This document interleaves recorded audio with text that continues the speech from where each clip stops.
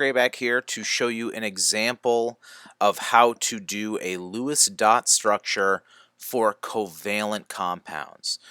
So in our lesson, we were learning about covalent compounds and how bonding can take place between two or more nonmetals, which are typically negative ions.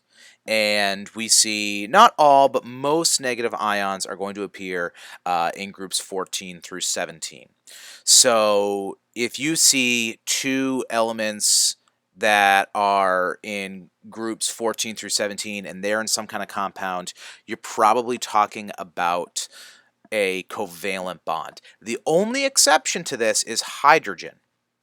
And the reason I say that is because hydrogen, remember, is a nonmetal. So even though it only has that one valence electron, it acts as a nonmetal instead of a metal. So all of these, even though each of these have hydrogen, are all considered to be covalent compounds. Okay, there's a sharing of electrons to get that full outer shell, as opposed to a giving away of the electrons. All right, so let's go ahead and get started and take a look at this first example problem.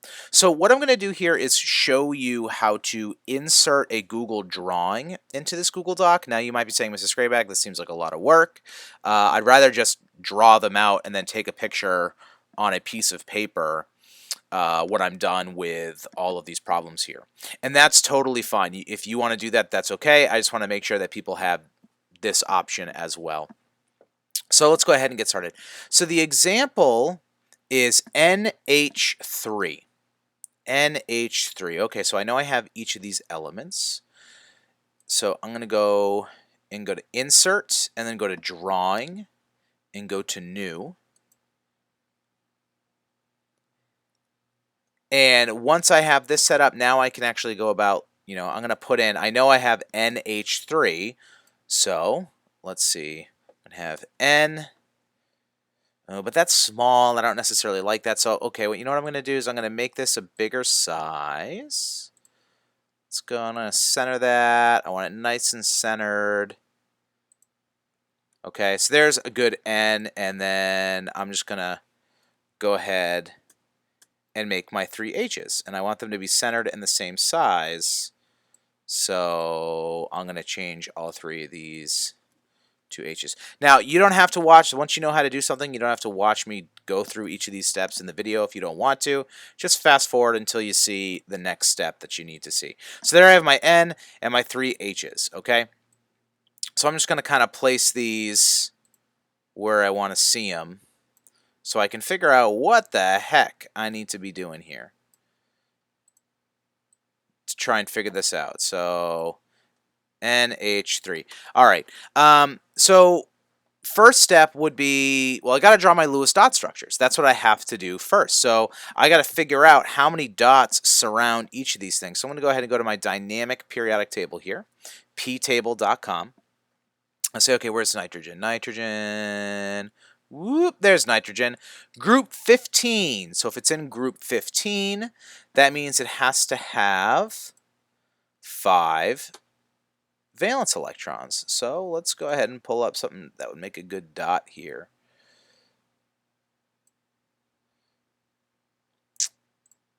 Fill that in black. And make it a little bit smaller.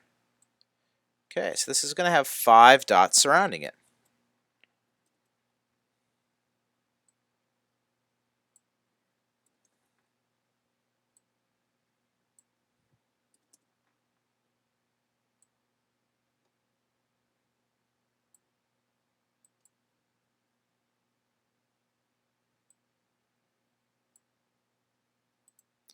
So while I do this boring, monotonous work, those of you who've fast forward won't be able to hear these dulcet tones as I speak into the mic, but that's okay. We all do what we can. Hope everyone's doing all right in their quarantine. Okay, so I have my 5 Lewis dot structures for nitrogen. Got to figure out how many dots hydrogen gets. So each hydrogen, group 1, so it gets that 1 dot for its valence electrons. So I'm going to put 1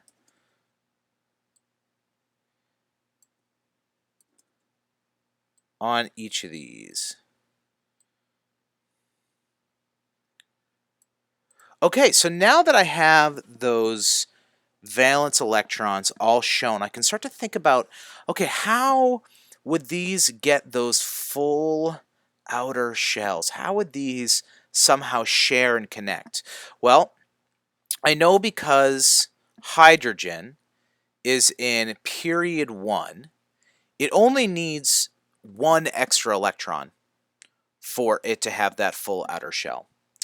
And I know that nitrogen is in group 15 and it's in period 2, so it's going to need those 8 total valence electrons to fill that outer shell, because the first circle always has 2 electrons, hydrogen's only got the 1 circle, but nitrogen's got the 2.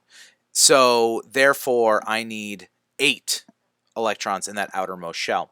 So I need to figure out how these are all going to connect, and you can see that there's kind of a gap that forms in this Lewis dot structure where we can see those sharings start to happen. And if we look back at some of the examples, you can see how these are sharing those electrons. So these 2 electrons are shared by this hydrogen, and these 2 electrons are shared by this hydrogen. And the reason this can happen is because electrons move so fast that they're considered to almost be in 2 places at the same time.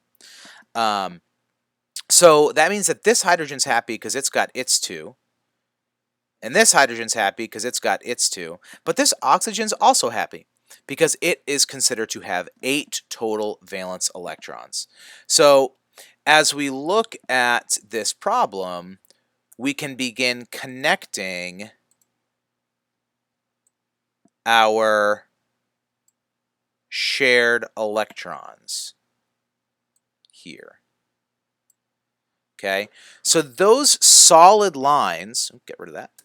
Okay, these solid lines mean that this nitrogen now has a full outer shell, because remember that we consider each of these lines as 2 electrons. So you could even put like a little key. I'll put that key up there to help you guys out as you move on with these problems. Okay, so I want you to know that a solid line equals 2 electrons.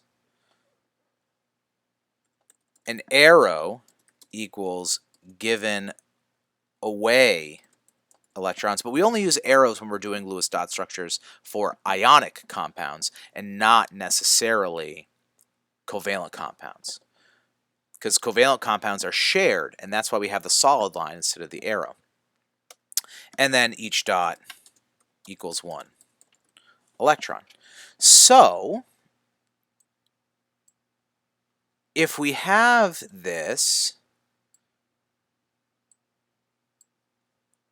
structure now, this nitrogen has 1, 2, 4, because of that solid line, 4, 6, 8 electrons surrounding it. So this nitrogen's happy. It has its full outer shell.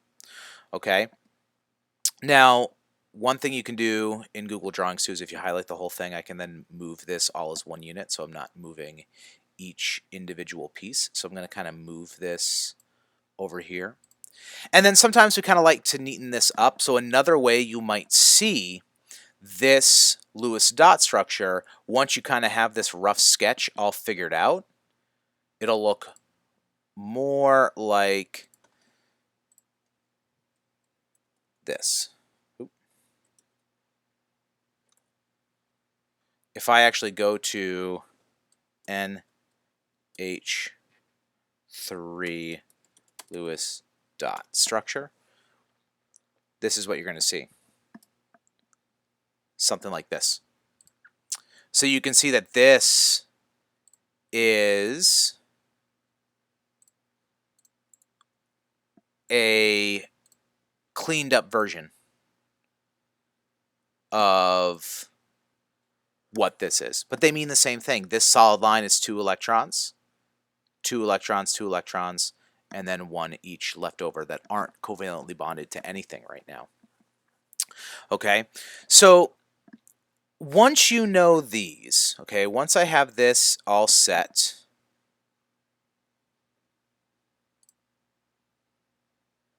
okay, so I kind of put this in there as an example for you guys. I might edit this to just show like this is the sketch, this is the cleaned up version of it.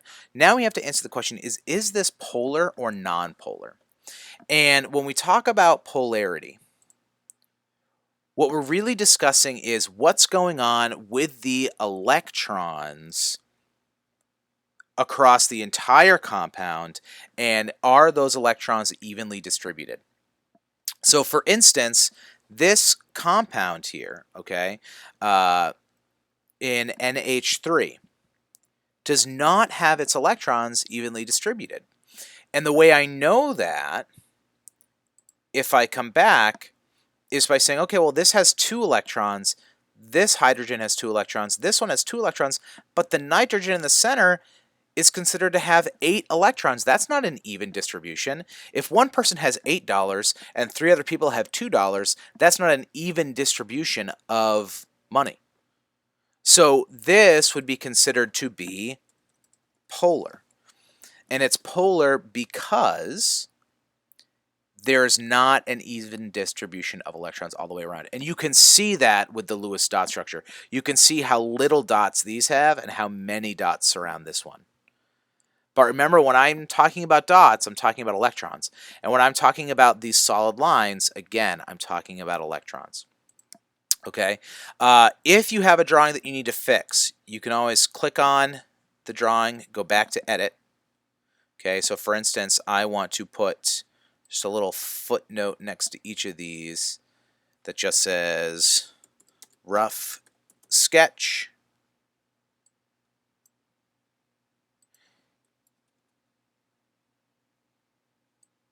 And then I'll call this one kind of like final draft.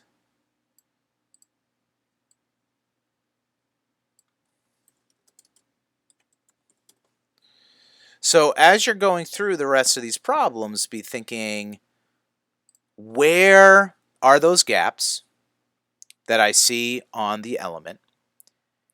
And where can I pair electrons together to make one element full? That should be your goal. So there you go. So try and recreate what I did here for Cl2. And remember that the formula is giving you how many of each element should be there. So you should have 2 chlorine atoms. Start off by drawing the 2 chlorine atoms and their Lewis dot structures, and then see where the gaps can be filled. Okay? This one can be tricky. It's argon. So look at where it is on the periodic table. All right? What group numbers are they in? Because that's going to tell you your valence electrons. And then I threw in some trickier ones too as you kind of start to get a little bit better on these. If you're having issues, if you're having a hard time, make sure you're coming to see me during office hours, and I'll be happy to help you out. Stay happy, help each other stay healthy. Do your best to keep your spirits up during these odd, weird times. I hope to see you guys sooner rather than later. I miss you all. And have a good time with these problem sets, and hopefully I see you during office hours.